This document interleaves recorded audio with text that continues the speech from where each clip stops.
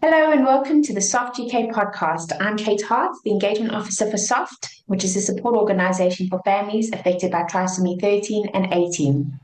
On today's episode, we'll be exploring Deaf Awareness Week, which was created by the UK Council of Deafness to increase visibility of the challenges faced by the deaf community and also to educate on how to provide support for other people.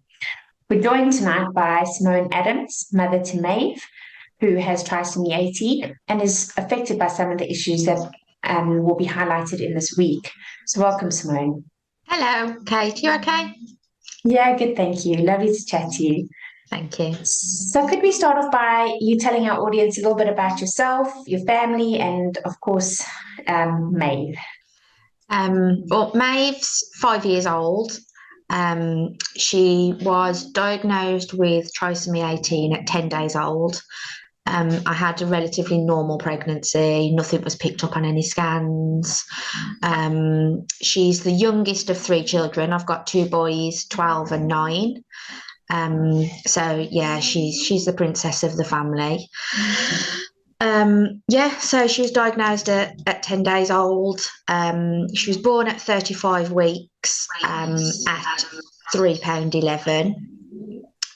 So very tiny. She was in neonatal, and because of her low birth weight, her small facial features and her low set ears, they wanted to do some genetic testing, but we were told not to worry. It's something that normally happens, and then it come back 10 days later that Maeve had got obviously trisomy 18.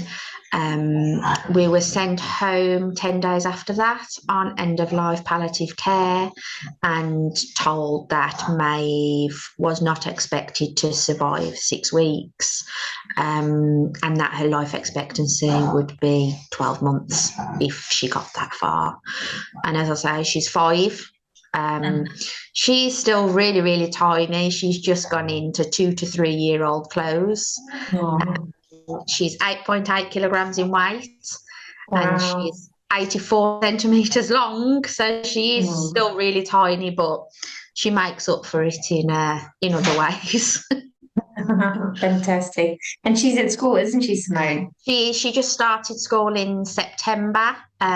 So she goes to at one of our local special schools, and she's just amazed everybody there. She's amazed us on how she's took to it, and she just loves it. She just loves everybody there, all the children in her class. Yeah, she just changed so much since she's been there. Amazing. That's so lovely to hear. So I met Maeve at the Soft Family Day last year in 2022, and I was actually surprised to hear that she's affected by hearing loss or deafness. So could you tell us a bit more about how it affects Maeve, please? Well, when she was born, her right ear just kind of looked like the lobe bit at the bottom was just kind of folded in. We didn't really think anything of it because, like I said, it just looked like it was folded in and that it could potentially just pop out at any time kind of thing.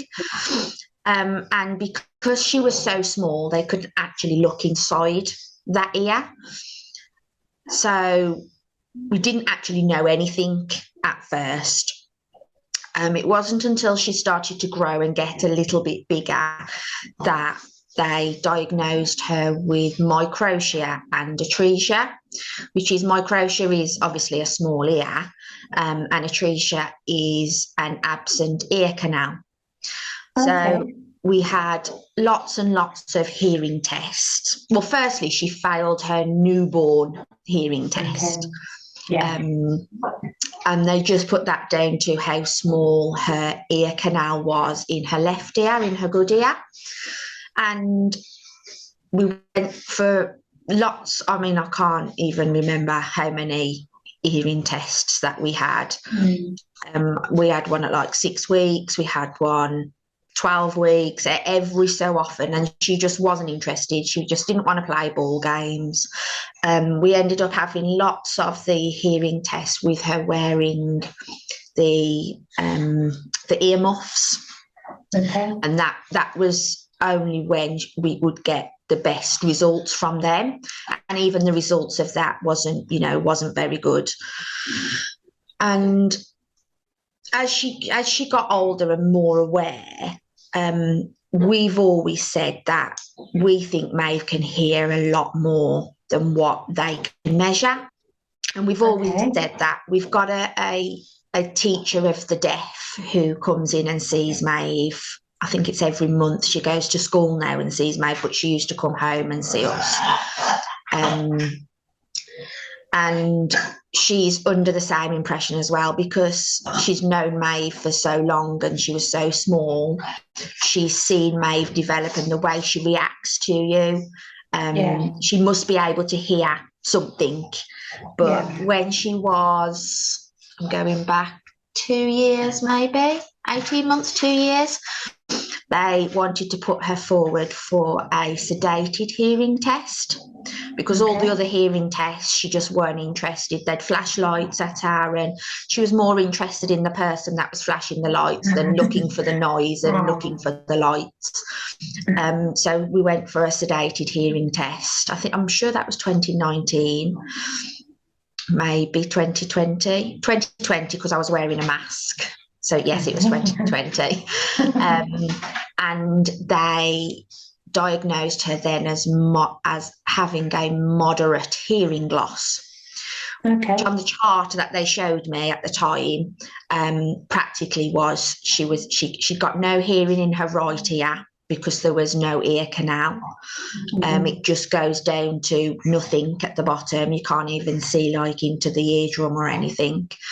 And her left ear, she'd got a moderate hearing loss.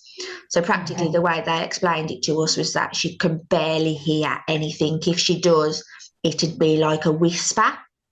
Again, I don't believe that Maebh can only hear you as a whisper, because you've only got to talk to her on a normal tone and she'll look towards you. Now, whether she's just got used to the way she can hear and that's it, and it's just Maebh, I don't know, but I tend to think there is a lot more hearing there than what they say. She has got all the inner bits of the ear, so she has got the cochlea, she has got the eardrum, everything's all in there. The problem with Maebh is just getting the sound into the eardrum, especially through that right side. So she has got a hearing band that she wears. I'm sure it's a Baha, so it's a bone conductor. So it sits on the back of her skull and sends vibrations through her skull to her eardrum, and that's how she hears.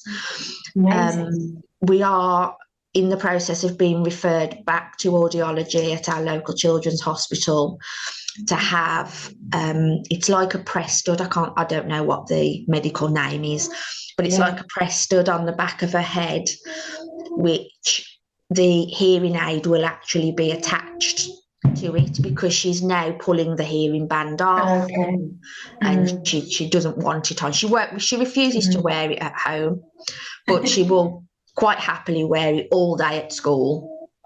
Isn't that typical? Yes, it is. That it's just Maebh. That's just Maebh. But the way she reacts to you when she has the band on, you would think she can't hear you when she hasn't got the band on. Because it makes quite a difference. Yes. But like I said, she don't use it at home. We don't use it at home. Because she always reacts really positively to us. So, we don't feel the need to have to use it at home. But yeah, she does use it at school, and she'll keep it on all day at school, and she reacts again really positively to everybody at school. And her class is quite a noisy class, and she doesn't seem fazed by anything, to be honest. Amazing. So yeah. Simone, is this hearing loss or the conditions you described that Maebh has, are those common within trisomy 18? As far as I'm aware, yes, but if you read up about trisomy 18, these do come under, you know, the regular symptoms. But of the children that I know of living with trisomy 18, I don't know of any others with hearing problems or the microtia or the atresia. I don't know of any others. So, yeah. It's just one of those conditions that you could have, but doesn't necessarily have to have.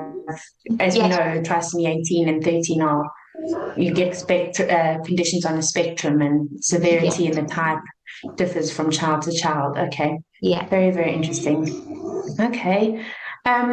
Sure, I've learned so much, and I certainly echo what you say about her responsiveness, because that's why it surprised me after I met her. You know, she was so responsive, and you know, we weren't shouting or we weren't making a loud noise. We were just, you know, interacting with her, and she was, you know, very much with it and sort of taking part in her own special way. Yeah. So yeah, she's obviously probably learned to cope with the hearing that she does have, which is so interesting. Yeah. Yeah. She just, like I said, we always have done. And, you know, we think, well, we know that she can hear us again, because she wouldn't react to the way that she reacts to us if she couldn't hear. And especially if she could only hear a whisper, she wouldn't. I mean, you've only got to talk normally and she turns her head. We don't have the TV up very loud. And she smiles and she laughs at Mr. Tumble on the TV, and then you bring her in the kitchen, but then she'll cry at the blender. And we're like, but she's okay with the Hoover. Oh, weird. It just doesn't. But again, that's Maebh, and you know, she's special in her own way, and she just leaves us guessing all the time. So we just take it as it comes and get on. She likes keeping you on your toes. Oh yes, she does. Yes, she does. Oh, beauty.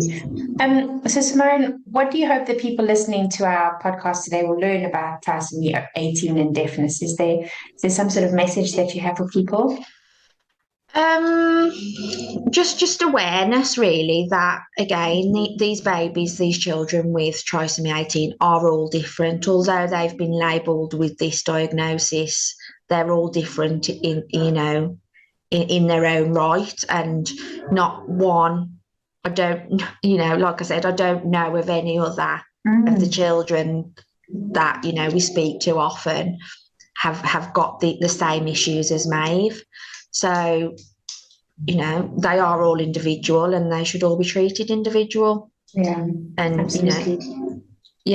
That's it. Just stay positive. Stay positive. Yeah. And is there any way in which people you come into contact can make the challenges that you face any easier? I mean, might be a complicated question, but, you know, you obviously have a lot going on with Maebh, and obviously your hearing loss is part of that, but what can people do to make things easier for you?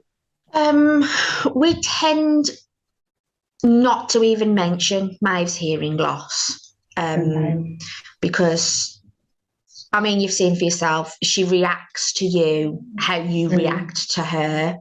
And we don't see her hearing loss as a major issue, because, again, she reacts to you, and that's all we could want for Maebh is, you know, for a little bit of understanding, and she gives back what she gets from you. So it's not one of the first things that we say, oh, she's got a hearing loss, so you know, can you stand in front of her and let her read your lips, and so she can see your full face, even though we've been advised to do all these things. We don't do it because we don't. We know she doesn't need it. No, we don't. We don't see her as being a child who's deaf. So we don't really see that she's, you know, we have anything to overcome, really. No. Okay. Well, fair enough. Yeah. Well, yeah, thanks so much, Simone. It's really been interesting hearing your insights and experiences. So thanks for sharing with us today. And we really encourage our listeners to share their experiences on social media, especially, in the space of, hearing loss and deafness in trisomy 13 and trisomy 18. So if anyone listening would like to take part in Deaf Awareness Week, just use the hashtag Deaf Awareness Week. And you can also follow the UK Council on Deafness for more information and updates. So thank you. And just to say, whether you're an expectant parent, a bereaved parent, a family member, or a professional, if you need support or information, we are here for you. So please reach out to Soft, and our contact details are at the bottom of the podcast. Thank you for listening to our Soft UK podcast. Thank you.